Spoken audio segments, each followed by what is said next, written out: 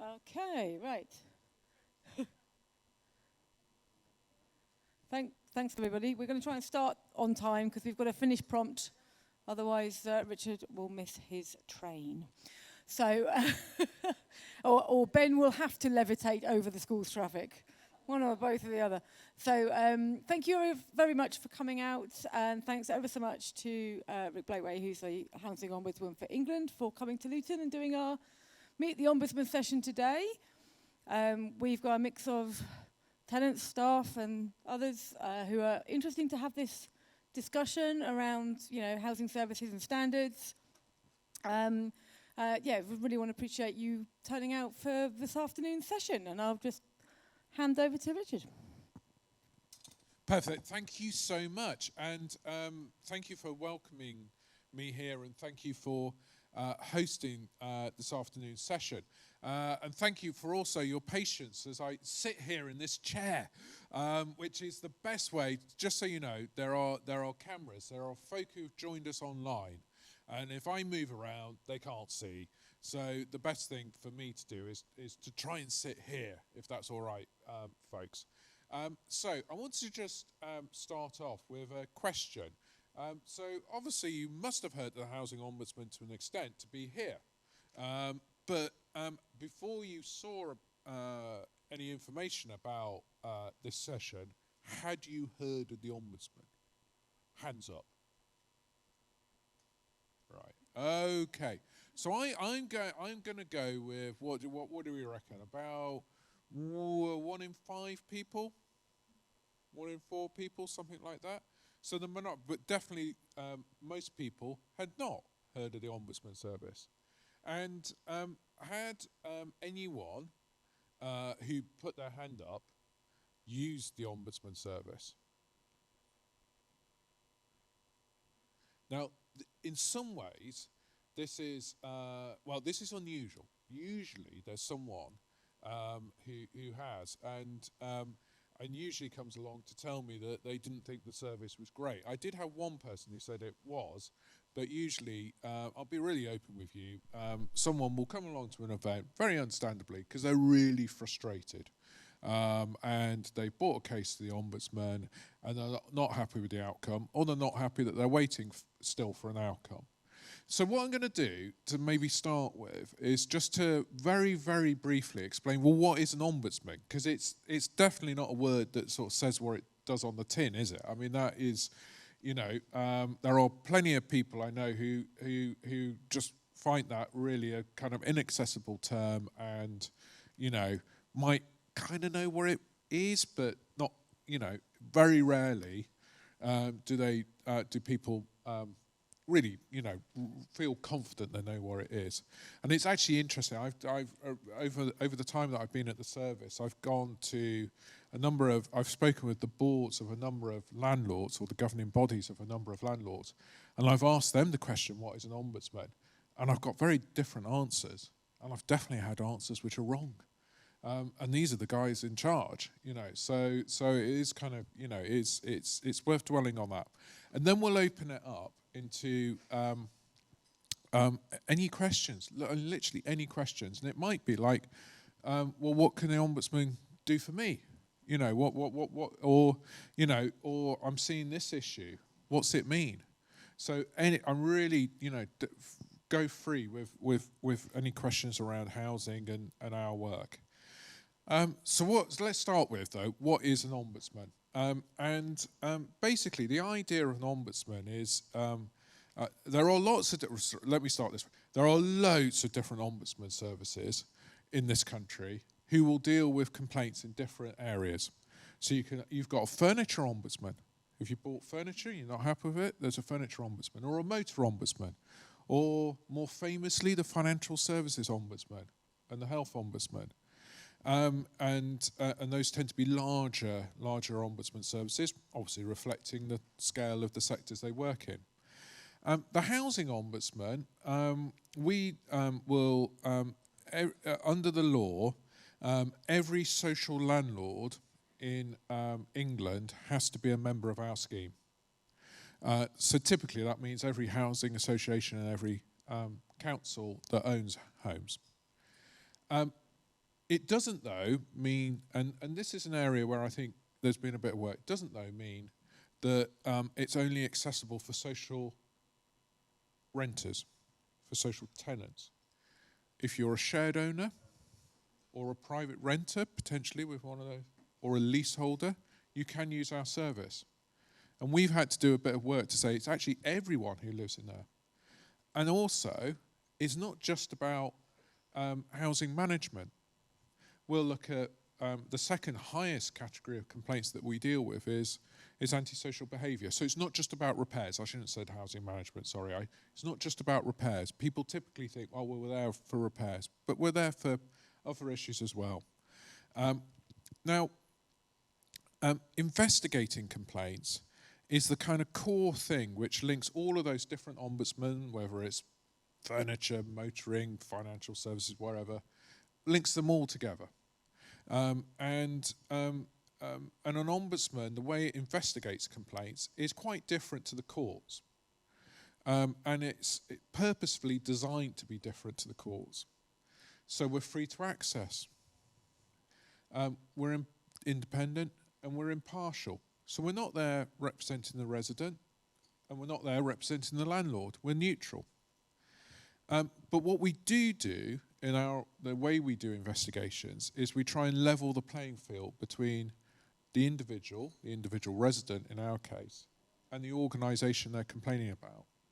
Because the reality is, if you're, say, going in the legal process, through the courts process, you know, who has the access to the best legal representatives and so on will be a significant factor in the way that experience works. Whereas with us, you don't need a legal representative, you don't need legal aid, you can just bring your case to us. And what we do is take, unlike the courts, we take an active role in the evidence gathering. So if you're a court, you'll make a decision based on the information that's presented to you by the legal representatives. Whereas what we do is we actively try and understand the evidence and dig into the evidence. So we'll ask for more and more evidence sometimes in cases, and we'll try and get under, why did this happen? Or what's the cause that's led to it? And we don't have to restrict ourselves to points of law. So one of the big things we consider is, well, what was fair? So that, you know, was this fair in those circumstances? And we also try and tailor each case to the individual circumstances of the resident. Because if you think about it, and this is a really simple example, but I think an effective example, if you imagine a row of terraced houses and there's a burst pipe that affects that row of houses, obviously the impact will be different potentially. Everyone's got the same problem of water coming in, but one household may have been on holiday. Another household, they may have had a resident who has a medical need and they have to be moved out, but the accommodation they're moved to means that they can't access medical services as easily. So you can see, actually, it's the same problem, essentially the same sort of houses, but the impact is different. And we try and investigate it thinking, well, what was the impact if something went wrong on that person, on that household, and tailor it to them. So we do investigations, and we do lots of investigations. We complete 600 formal investigations every month, 600 a month. And that's changed dramatically compared to when I started at the service 5 years ago. 5 years ago, we do 1,200, 1,500 cases a year. Now we're approaching 7,000 cases a year. So it's been a big change. And that's reflect the scale of issues, but it's also reflected the other things that we do as a service. And very, very briefly, complaints don't start with us. They obviously start with the landlord. And what we do is set complaint standards for England and for all of our members. And that's to try and ensure that more complaints are dealt with fairly reasonably and resolved locally by landlords, because that's just going to be better for landlords and better for the people complaining, because you're complaining because you want something sorted out. You're not complaining because you want to go to an ombudsman. So we set out complaint standards and we monitor those, and we have legal powers to do that, or legal duty to do it. And then the final thing that we do, and this makes us, I think, a bit different to some other ombudsmen, different largely in that sometimes slightly our powers, but also the scale of what we do, is we try and address the causes of complaints. And we do a lot of work with individual landlords and with the sector to really try and dig into, well, why are we seeing complaints? What are the causes of complaints? And how could things be improved? What does good look like? And we try and share all the learning from our casework. And if any of you were at the earlier session with the conference, there was discussion about how you can learn from complaints. And learning at different levels. It can be, improving a process or training staff, through to improving communication, through to thinking about, well, actually, how do we deal with this issue? Or we're getting a lot of complaints about this issue now. Why? What do we need to do to address it? So, and we do a huge amount of work in relation to this. And, if you go on our website, not only can you see every case we investigate because we publish it, we don't name the resident, but we will name the landlord. You can also see a whole range of reports on issues from damp and mould through to heating and hot water, where we've identified lessons from complaints. And what we try and do is connect those to the challenges that we know residents and landlords are experiencing. So, for example, we did a report about 2 years ago on cladding. So not an issue that people have been thinking about, but we were trying to do, before the events at Grenfell and building safety requirements that followed it.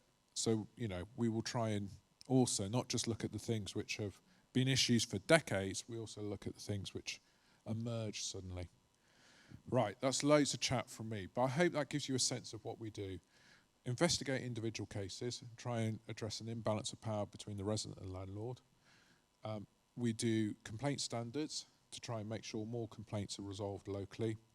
And we try and do learning from complaints through our thematic work. Those are the three core things that we do. Right, any questions? And there's a microphone, which you'll need because people won't be able to hear the question online. So, but any questions, folks? Go on, don't be shy. Oh, thank you. Get started. Must give it up. Rough, that's looking good. Don't know. Try. Okay. Would you be involved in anything like the Bedford issue? Do you know about that, where the house exploded because they were putting a heat pump in? Would that be in your jurisdiction? So I don't know. You tell us a bit more about the issue. Well, I get it from what you've just said, but tell us more. 6, 7, 8 months ago, this particular house had a heat pump put in, and they obviously tested gas levels, so they evacuated everybody for a couple of days, and it went back, and about a month ago, the whole thing just exploded. So they're now sort of over there trying to work out, all the gas levels. The people have been in their houses now about a month. They're in various hotels, and same with residents, relatives. Would you be involved in a thing like that, or? Right. So possibly, and it gives me a really good example to talk about how our work relates to other bodies as well, because obviously there's an ombudsman for housing, but there's also regulators for the housing sector, and they're different. So in your example, sounds like it was social housing? Right, probably not then. So because we can only handle complaints for landlords who are members of our scheme. It's mandatory for social landlords, it's voluntary for private landlords. We have about 130 private landlords who have joined our scheme. So there's a possibility it's one of those private landlords, but a probability it isn't because there's 2.7 million private landlords. So it's a drop in the ocean what we've got. That might change going forward because the government has in Parliament at the moment something called the Renters' Rights Bill that will bring in a whole load of things, but includes mandatory redress, so mandatory membership of an ombudsman scheme for private landlords. And the government's indicated that they would like that to be the Housing Ombudsman Service because it will make it easier for people to have one front door to raise their complaints rather than going to different services. And also because actually our decision making is based on legislation and regulation and requirements which are kind of universal regardless of whether you're a social or private landlord. So it makes sense to do it in one place. But, I'll just say a bit more, but if it was a social landlord, I think of 3 ways in which we might be involved, but also not involved. So the one is, so primarily I think it would sit with the health. Yeah. So the immediate response I would have thought would be a regulatory one, and it's probably the Health and Safety Executive, so HSE, who would look at it. But if it was a social landlord, it's possible the Health and Safety Executive might say to us, have you had any complaints from residents here? Probably if it's an engineering thing that happened like that, rather than a kind of, say it was subsidence, and, they might want to know, well, have people been complaining about cracks? They might ask us, well, what cases do you have? So that shows a link potentially with a regulator. If it was a social landlord and people had to be moved out because of the issue, because of the issue, then we might get complaints saying, a bit like my example earlier about the terrace housing elite, the accommodation we've been moved to isn't appropriate, or there's some problems, and we might get, yeah, exactly. So if there were social tenants, absolutely we might see that. And we published a report recently on temporary accommodation involving social tenants. It's called decants technically, which is not, I think, a great word myself. But one of the things which I was and you can read this report and the experience of residents in there, and one of the things I was just struck by was that some residents were told they'd be decanted for a week, and they were there for 2 years. In some cases, the hotel bills weren't paid, so they were turning up and finding the rooms locked. And in other cases, they just didn't have access to any of their possessions over that length of time. So decants is absolutely, or temporary housing is absolutely something we see. Okay. Right, okay, thank you. May I just comment on that? Read the mic. Sorry, as I live within spitting distance of that area, it's not mains gas. It's a natural gas underneath, so there's very little anybody's going to be able to do. The roads are still locked off. Sorry. Hello. I'm just wondering, how many times do you have to complain before getting to yourself, and do there have to be written complaints or verbal complaints? Great question, thank you. So the complaint handling code, which is on our website, not the, it's a code, so it's hopefully kind of written in, clear language, but, ultimately it's a code of practice. Does deal with some of this. And so so firstly, so I'm going to answer your 2 points plus add another one in. So the first thing we did in that code was define what is a complaint, and one of the key things we did was to say that you don't need to use as a resident the word complaint for your issue to be treated as a complaint, because what we were seeing was too often you had complaints, but then you also had dissatisfaction, and that went off somewhere else, and essentially it was a complaint, but it was dealt with separately. And sometimes landlords might do it because it just showed there was fewer numbers, and the view was, well, if there's high numbers, we're going to get in trouble, so let's keep the numbers down, So you don't have to use the word complaint for it to be treated as a complaint. You don't have to do it in writing either. So you can, and that's really important, because obviously some people might have, low literacy, or English is not the first language, so you have to make it accessible. How long or how often? So there should be, so the thing which we've said in this code is that there should be 2 stages to a complaints process. No less, no more. If there's only one stage, then there isn't an opportunity to review it at a local level, and it's important. If you get a response from the landlord and you don't like the response, then you should be able to go back and say, hold on, I'm not sure. And then someone different who provided that first response. Someone different should look at it, fresh pair of eyes and ears, and they should say, yes, you know, we either did do it right or we didn't. And then after stage 2, it should be able to come to the ombudsman. And, you know, we know in the past that different landlords may have had additional stages which wasn't really adding additional value to the process, but it was just prolonging someone getting resolution. So you should be able to bring it to us after 2 stages. We say that stage 1 responses should be done within 10 days, stage 2 responses should be done within 20 days. I know the experience of lots of residents is that that will happen, but not for most complaints, or possibly, actually no, most complaints I think are probably done within those timescales, but there'll be a significant proportion that aren't. I don't know Luton's numbers, but but there will be, yeah, most probably are, but many won't be. Many won't be because they do need more time.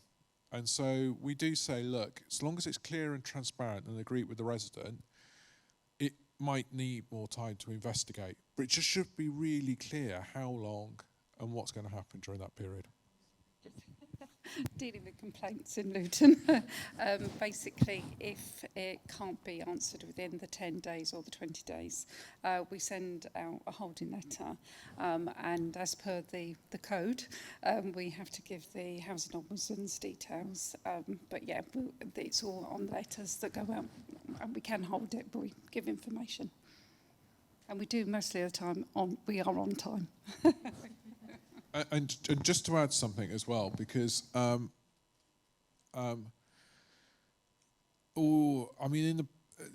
it's definitely an issue that, you know, casework volumes that have come to us kind of wrong-footed us a bit. So sometimes as an ombudsman service, it's taken us longer than we would like to respond to people. But the other thing, and I think, I'm really keen to kind of, I need to do more to get across, is that coming to the ombudsman isn't like a stage 3 of the landlord's complaints process. It is more akin to an alternative to the courts looking at it. So we do take a bit of time to gather the evidence, bring the whole thing together. We're not just looking at the landlord's final response letter and going, yeah, that sounds all right. Not. There's a lot. We really go back and we ask for quite a lot of evidence, repair records, policies. We work through it. We will use things like the Equality Act to consider whether or not reasonable adjustments were made, if that's relevant. We're right, you know. So we take a little bit of time, longer than we should have done. You know, I would have been happy with. But we do. But it's also not going to be it's not going to be a 20-day process for us because of the evidence gathering and so on. So it does take a bit of time. But it can be restorative as well for residents, because what we find is that most residents, even if we have not upheld their complaint, are happy with the outcome because they do feel that someone's actually looked at it, someone independent has looked at it. So we do find the process is restorative, even if it can take a bit of time. To comment on the amount of evidence that's requested, I'm currently working on a case and I'm at 120 documents of evidence to provide. So they do request every detail.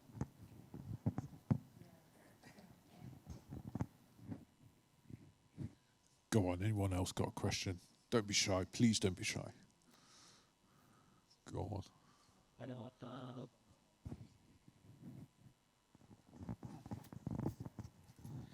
Richard, I'll draw you back to Grenfell. What involvement has the Ombudsman got in making decisions with regards to compensation to the residents of Grenfell? Thanks, Derek. So, I started at the service 2 years after the Grenfell fire. We formally, in terms of the inquiry and that process, we are not involved in settlements for individual residents or bereaved families. That, we'll see. I mean, potentially there'll be claims, but obviously, and it'll end up in a court process. So, we're not involved in that. We will have we did handle complaints from residents in Grenfell Tower leading up to the fire, and we will have received complaints from residents who obviously were moved out of Grenfell Tower, survivors who were moved out following it. So we'll have been involved in that way, and potentially, we'll have had to, order redress for those residents. But that's kind of separate to the event, to the issues in relation to the fire itself, and the failures there. So I think, so we're not directly involved. We do have, though, I have quite a lot of contact with Grenfell United. That is one of the bodies representing bereaved families and survivors, and I meet with them regularly and talk with them about our work, because they are passionate as a group of people about seeing changes and improvement in social housing, and they were significant advocates for some of the regulatory changes, as you'll know, that have come about as part of the Social Housing Regulation Act last year, which made that code of practice a statutory document, broadened our ability to do investigations into root causes, and brought in proactive consumer regulation by the regulator of social housing. So now what happens is that every landlord that has more than 1,000 homes have to meet the consumer standards alongside other standards in relation to their governance and so on. So I've kind of worked with them on that, but not on the compensation.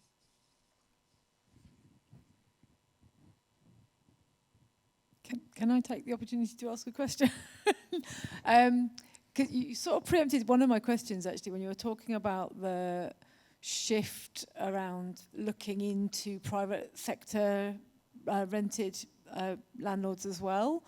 So that's quite an interesting and additional move, given the volumes that you're seeing just from the social sector right now. I can imagine that's kind of complicated, and it's a slightly different set of rules for them as well. Like they're not regulated in the same way. But I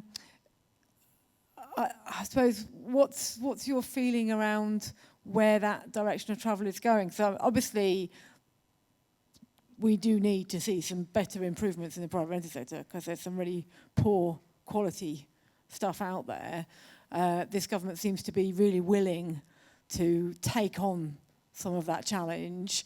And, with the move to have an ombudsman, absolutely, why invent a new one if you've got one already, right?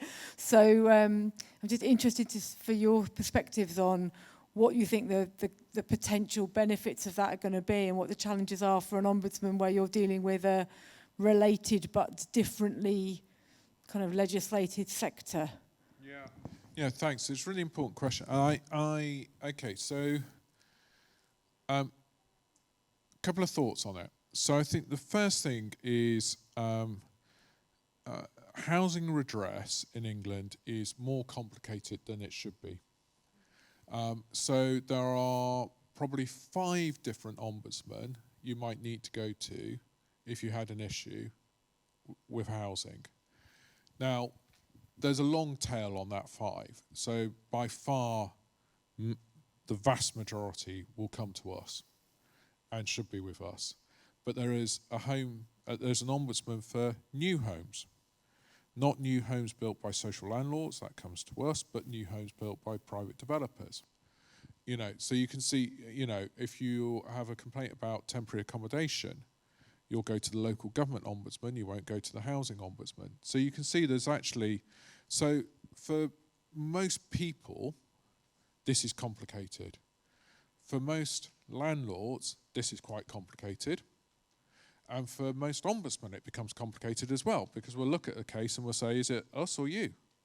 Because sometimes there's blurred lines. And so it's not, the settlement we have is not as straightforward as it could be. And we've made the case for reform, and many other people have made the case for reform. At the moment, there isn't mandatory redress for private tenants, but it would be the biggest expansion in redress in 30 years, longer, were it to come in, which is proposed under the Renters' Right Reform. So we've made a really strong argument that you don't want to make a complicated landscape more complicated. And the government have indicated that they would like us to be the redress provider there, but I should stress that no formal decision's been made, and no formal decision can be, well, we can't be designated to do it until the parliamentary process is completed. What does it mean, though? And what's the kind of same and what's different? Because the argument for it being with us is actually there's quite a lot of things which are the same.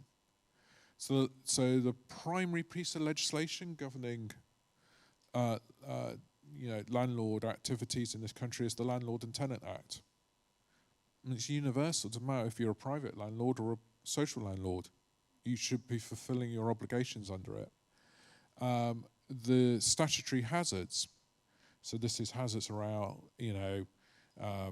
damp and mould is a notable one, pests, excess cold, excess heat, all of those, there's 29 of them. Universal as well. It doesn't matter what type of landlord you are. And potentially the government has said also that what's called the decent home standard, so the sort of minimum standard for homes, which applies only to the social housing sector at the moment, should be extended, should be updated and extended. So there's a lot of convergence there. So that does kind of indicate that sitting it in one place makes kind of sense. What's different, and I think is the biggest difference, is that most private landlords are basically sole traders. They own one or two homes. Now, there's some social landlords actually aren't that big, so we shouldn't see all social landlords as large councils or large housing associations. Actually, lots, the majority probably, are actually relatively small. But even they are mostly bigger than this one or two properties. So that relationship is quite different, I think. The obligations aren't very different, but how you fulfill them is different. And I think that would be a big change for us in terms of how we would engage with, need to engage with private landlords, because it's much more of a one-to-one relationship than a, 1 in 10,000 homes relationship. And that's quite, so that will need some thought.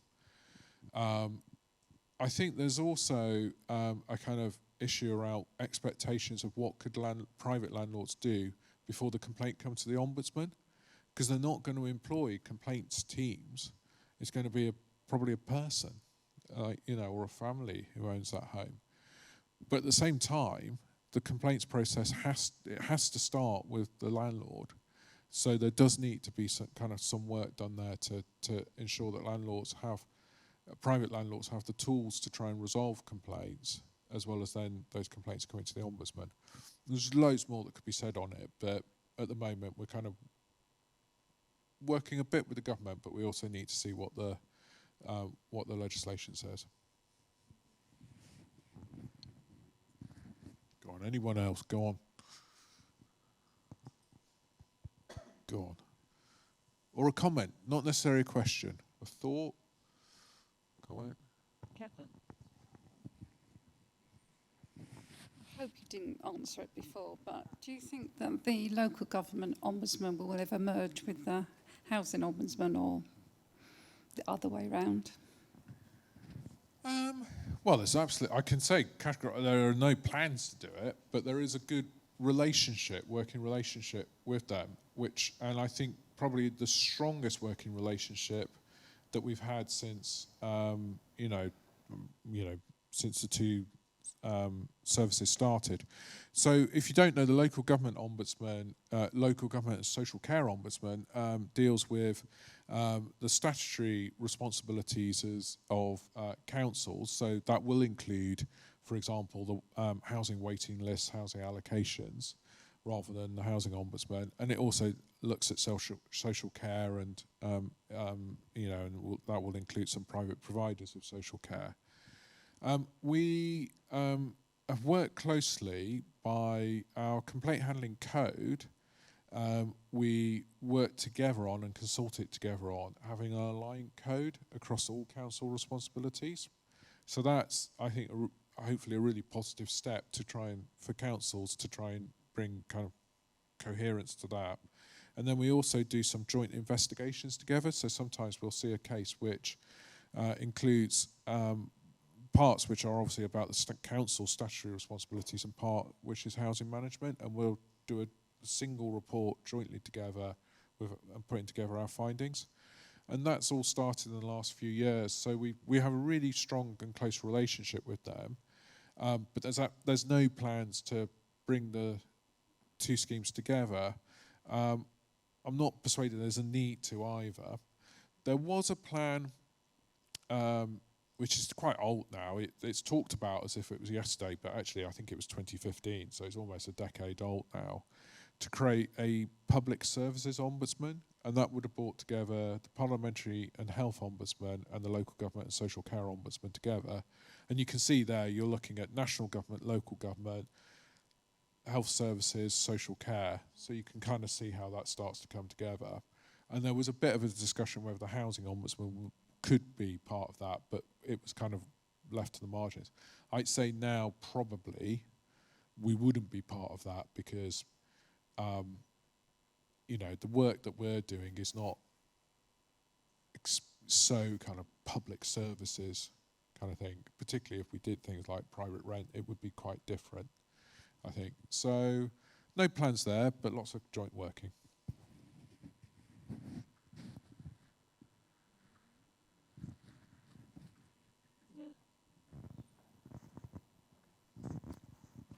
Richard, a scenario.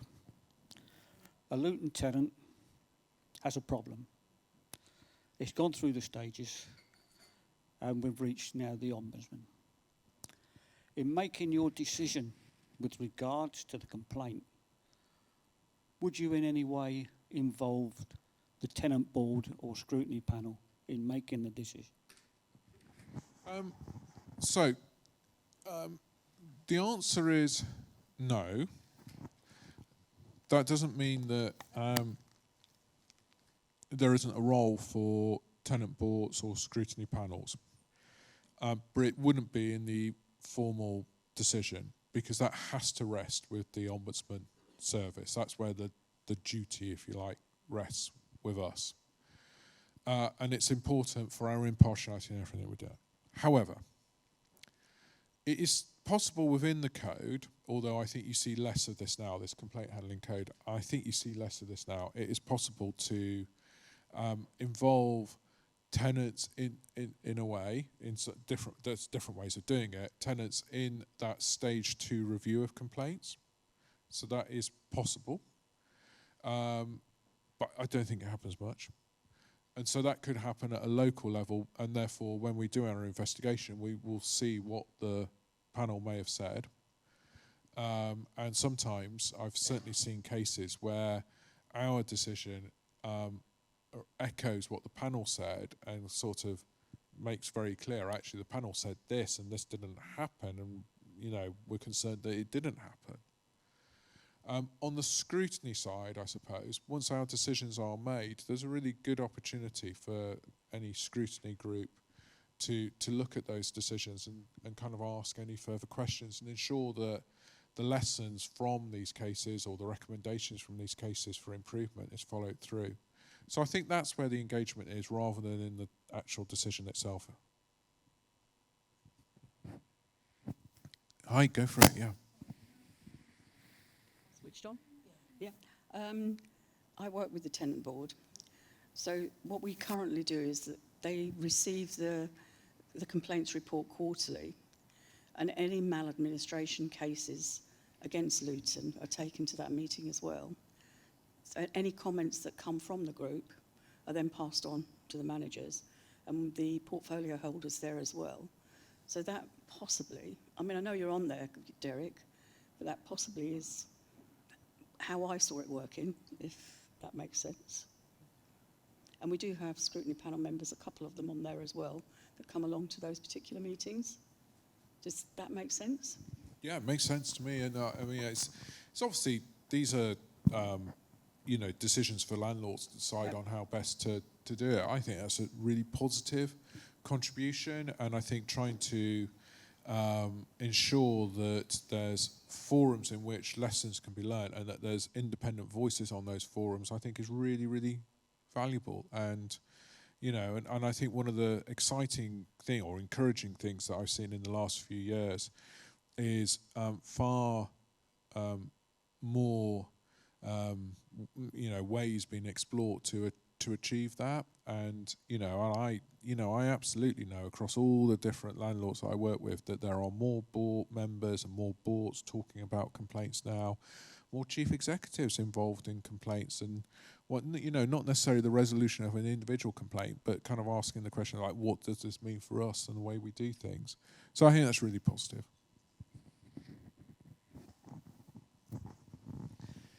With the Housing Ombudsman Code having 2 stages for complaints, and then a resident can go to the Ombudsman, where does the resident go if they're not satisfied with the Ombudsman's outcome? Trickier. So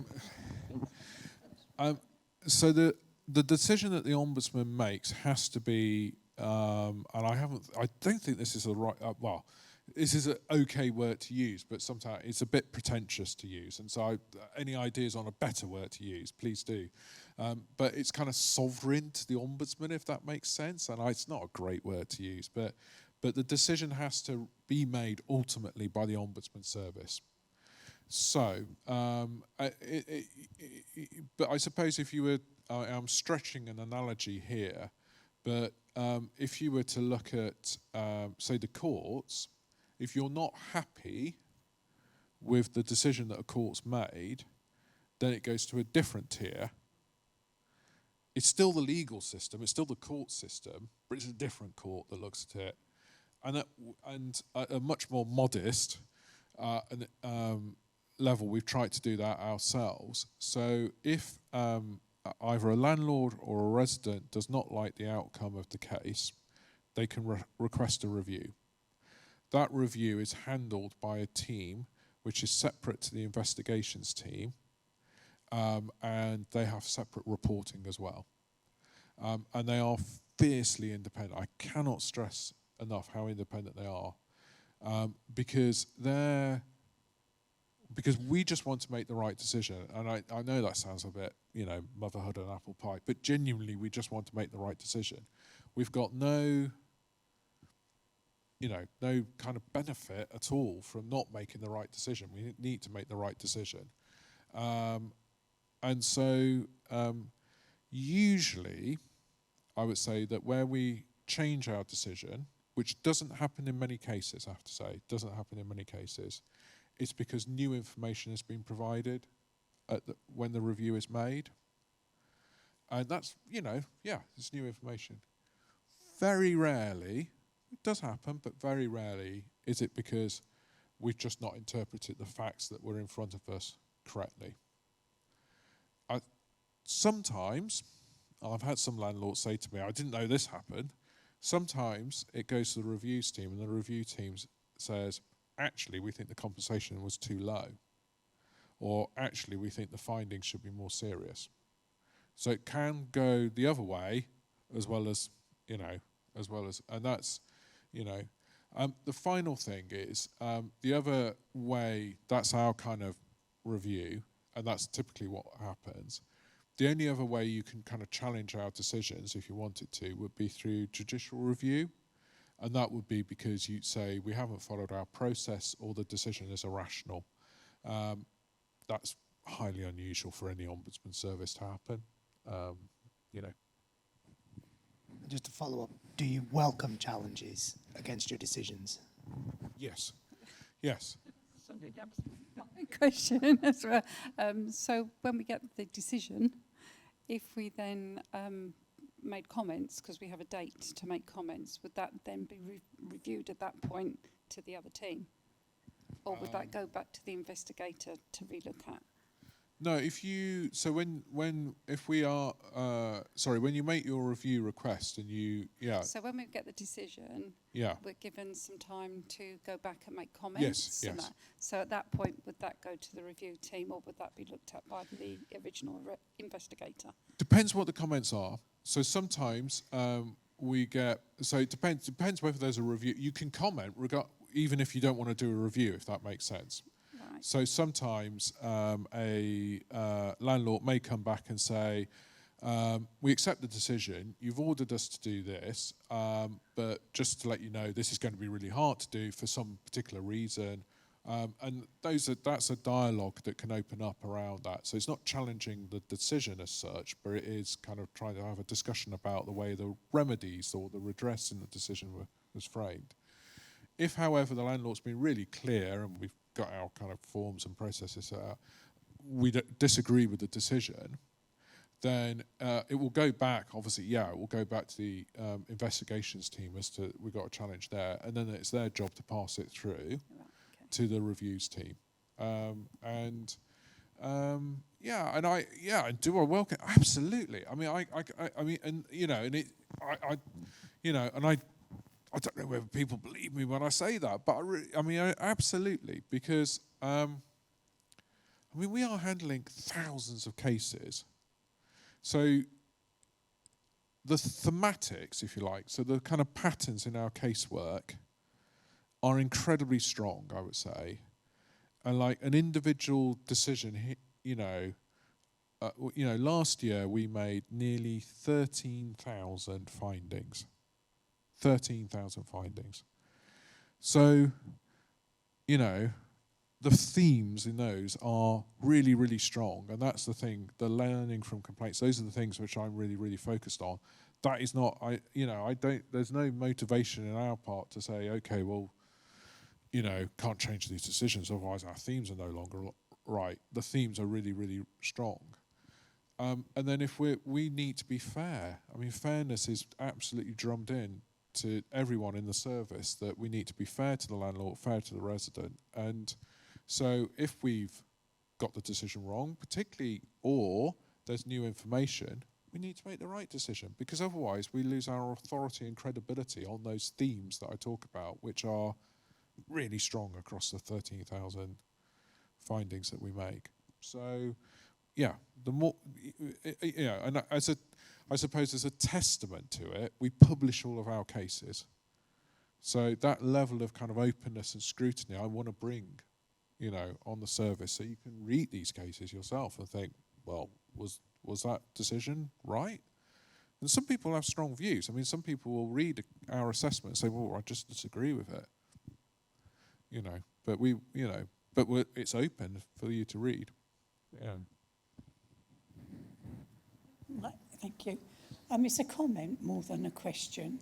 What I'd like to say is that I do know about ombudsman. I've read and heard about cases. What I'd like to say is that being here today, I have found that you understand it a lot more about what can be done and what procedure that you have to go through for it. It's totally different than actually just reading a part of it, and I think you've explained it very clearly to us all. Well, thank you very much. That's kind of you to say. And I think, I think there is a risk that ombudsman services, as I said at the start, just the term itself, can sound a bit too formal, a bit severe, a bit remote, and I worry about that, because the idea is that when I look at the court process, it's burdened by history, I guess, the court process. But the language which is used, the formality of that process, I think can feel intimidating. And I really want an ombudsman to feel very different to that and feel open and accessible. There is more work that we need to do to achieve that. And I think we've done many things better, but still a long way. We can, fall over ourselves with language. We can drift into trying to make it sound more complicated or more austere than it really is. And that's just, work in progress. But I think, I do hope that we are more accessible and more human than we were. And we're in the new year, we're going to publish our next plan for the next 5 years, and invite views on it. And one of the things which we really want to do is just try and make ourselves more accessible. and more human. And we've got I mean, even some of the language we use in our decisions, I think, it's dates from the 1960s. And when the first ombudsman scheme was set up in this country, and everyone's borrowed from that since. And I kind of think, well, actually, could we unshackle ourselves from that? Because it sometimes just sounds a bit, just a bit, it's impenetrable language. So I think it's work in progress, but it's kind of for you to say. Thank you. And just to add to that, I don't see many stage 1 complaints, but because of my role, I quite often see stage 2 complaints, so I have involvement in ombudsman responses. And I quite like the idea of getting residents involved in stage 2 complaints as a sort of second pair of eyes, although I can see how operationally that would be quite hard work. And hitting all the deadlines and coordinating that, I can see is, it can be hard to get that stuff done in the time frame anyway without allowing for this additional element. But I quite like some of that concept. I have personally found it incredibly helpful. I've done I recently did a review against one of the Spotlight reports as part of a response to an ombudsman decision. And, it was pretty thoroughgoing, there's a lot to look at, but I thought the Spotlight report was incredibly helpful and very easy to apply. Like it was clearly grounded in we saw this here, we saw this here, and this is why we think this is a good idea. And it was really clearly showing that link, like you say, between all these decisions and what they mean in aggregate. And I thought that was really helpful. And actually the other thing was the online training. So I dealt with a stage 2 complaint where really if we just apologised better the first time, it wouldn't ever have gone near me. And I did the online training that was all about how to say sorry. And it's only a short course, but it was really accessible. But I thought, that's really helpful. All those little bite-sized bits of online training is incredibly helpful when we're dealing with it, when we come in at stage 2 or we come in at ombudsman level. Just want to get the tone right. We want to get the response right. So I find all those resources incredibly useful to me. And I do think it's absolutely finding that the ombudsman is more open and accessible and moving away from that sense of a very distant formal thing. So yeah, I think you're on the right track. That's really kind of you to say, and I think it's and definitely the kind of the learning modules and all of that we try to provide. I think are definitely things I want us to do more of in the next few years. On your our next Spotlight report is going to look at the experience of operatives, not the right. Very casual term, but and from both the perspective of the operative and the perspective of the resident, and I think that will be quite interesting. Like what on the ground, what's that look like? And we've done a lot of work to supplement our casework to try and understand that. For example, with the call for evidence, we've done some field work as well. So we're trying to not just write these reports, not just based on our casework, which it's definitely given us insight, and it's unique insight, I would say, but it's not the full picture. Just to pick up on your point about apologies, I mean, that is an area which I feel very strongly about, and it's been a real insight also into organisations sometimes and their values of complaints. So, we have, had instances where landlords have either refused to apologise or have, handled the apology in such a way where it probably made things worse rather than better. And that's interesting, because also, sometimes those landlords have really dug in on it. Through to I think probably not necessarily intentional, but the effect of not doing an apology well. And this is not comments about Luton, but that language that you'll see, I'm sorry you feel this way sort of thing, or I'm sorry you think we didn't do something right, which just sort of suggests that perhaps, and it's not as open an apology as it could be. And that won't, I mean, that happens in so many different sectors and ways, and it's just really trying to overcome that.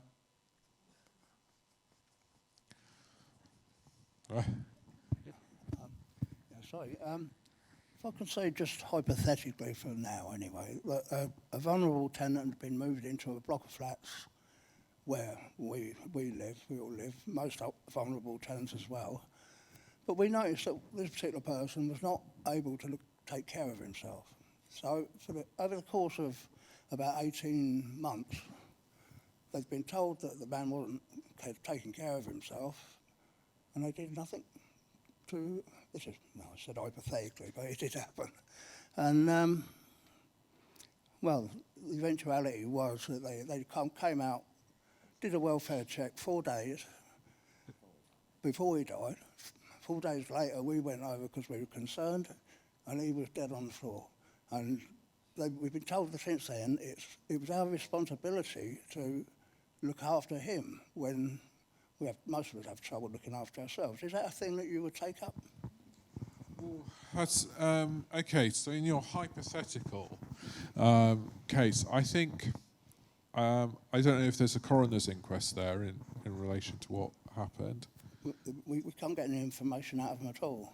Okay, because sometimes obviously a coroner will be involved. Now, obviously, well, I say obviously, just because the coroner's involved doesn't necessarily mean we won't see the case as well. And, you know, there's a case at the moment which I've seen which involved a coroner's inquest and a resident who died and was undiscovered for a period of time. And the family have raised issues with us around duty of care there by the landlord.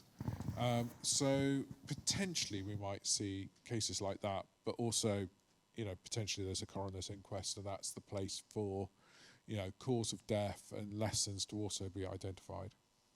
Okay, so if they won't give us any information about the cause of death or the coroner's inquest, how do we go about finding these things out? Well, I'm not entirely sure. I think it might depend on obviously the next of kin, any next of kin, and you know the wishes of the family, or any, and also obviously, you know, people's rights around information sharing. If there's a coroner's inquest, I think those are public, although it can be difficult to always see when they're happening or where they're happening. But they are typically public hearings for some of the cases are public. So I don't entirely know. I would suggest you talk to the council, and maybe they'll be able to shed some light on it for you. We'll do that, thanks. Thank you. I think we maybe got time for like one more question.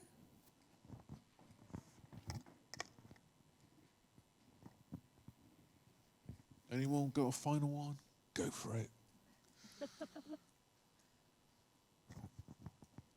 We might call people away. I don't want to look at my face. Oh, they're going to keep on that. Oh, you will, because it's on a live stream. Oh, lovely.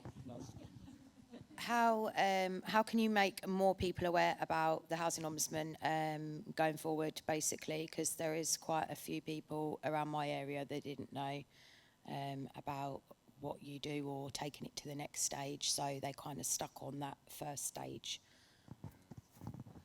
Yeah, it's absolutely, and so it's definitely improved awareness of our service, but it's never going to be a job finished, and there's a lot more that we can do. So so there's different ways in which we try and raise awareness. So the first is that complaint handling code does place requirements on landlords to make residents both aware of our service when there's an individual complaint, but also make residents aware of our service more generally. Now, obviously, lots of landlords do that really well. People will understandably be like, well, will landlords actually do that? You know, there might be some natural cynicism. I would say overall, our impression is that actually landlords do take that seriously and do it. We monitor, this is our first year of doing this, because we've got new powers. We do monitor whether or not landlords do that, and where there are issues, we can address them. So that's one way.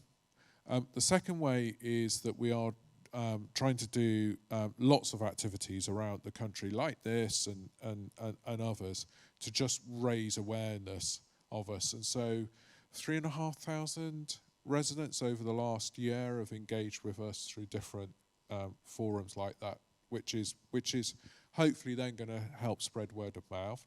Some of that activity has been really targeted for either in areas of the country where we know that we're probably getting fewer complaints than we should see, or from groups where we might see fewer complaints. So English not being the first language, for example, we've done some work where it's been translated into 30 different languages to try and spread that. And then the final thing, which is the thing which has the biggest impact and has the most resource go into it, is that the government has, for the last few years, done awareness-raising campaigns where they've funded advertising on local radio, social media and elsewhere. And that's we see the difference that makes in terms of the volume of complaints coming to us. The government did do 2 surveys in the last sort of 3 years, which was of about, I think, 2,000 or 3,000 residents in each survey, which showed awareness levels of about 70%, which is really good for an ombudsman, but it also shows that, well, you know, there's still 30% of people who've got to, you know, reached. And maybe you won't get everyone, but we've got to keep trying. And so that's some of the ways in which we can do it.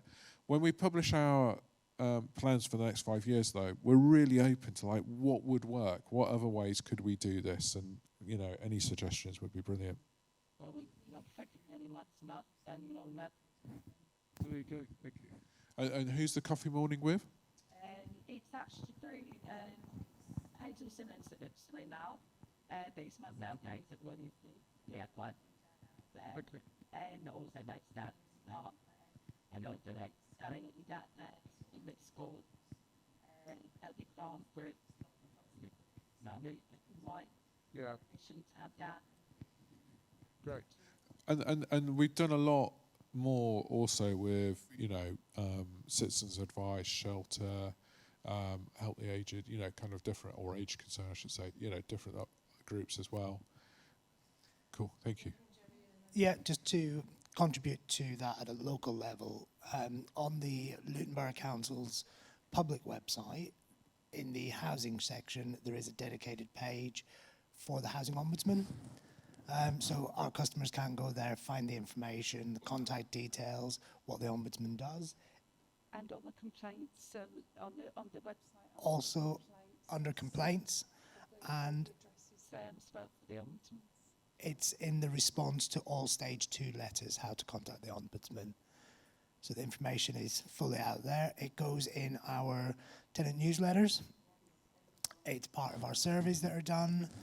So it's very well publicised. If there is specifics that need it, any suggestions, such as putting it in notice boards on blocks, please let us know and we can add that as well.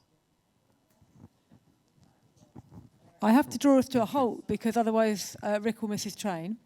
Thank you very much for everyone for coming, and thank very much Rick, the Ombudsman, for being here and answering the questions. So appreciate that. Thank you. Thank you very much.